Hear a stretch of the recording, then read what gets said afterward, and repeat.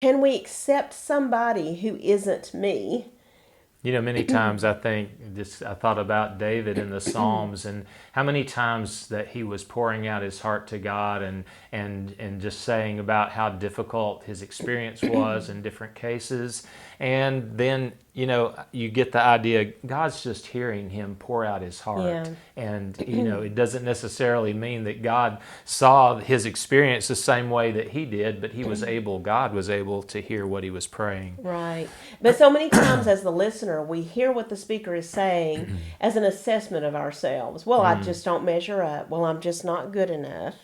What do we do in our walk with the Lord? And you probably heard us say this before. The Lord shows us something to grow into. And then guess what? We grow into it. And what does he do? He shows us more to grow into. He reveals more of himself. Do we say, well, goodness, I just moved into the last thing God showed me, and here he is showing me something else. Yeah. He's never satisfied. I'll just never be good enough. Or do we say that's part of a journey? Because we have room to grow. And in Yes. a relationship, we're going to be constantly growing, and we never really fully arrive at the height of what we have Right. available to us to experience as a couple. And we should look at that as a couple and expect to always grow and to not look at, well, you're always finding fault. No. We're pointing out ways we can grow.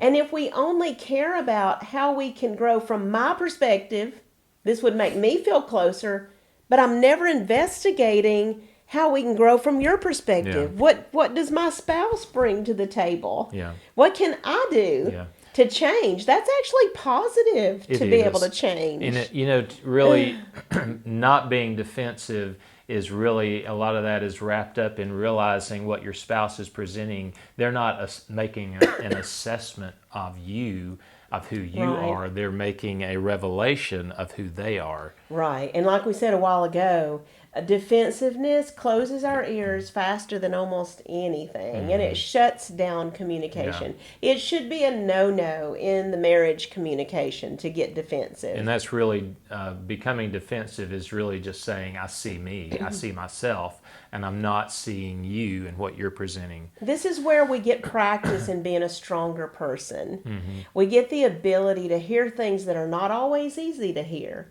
And that's a mature thing for a person to be able to do.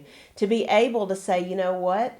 This is my truth, but this may not be your experience of what happened. I'm not going to demand and dictate to you, you have to be just like me or you're not okay. Yeah.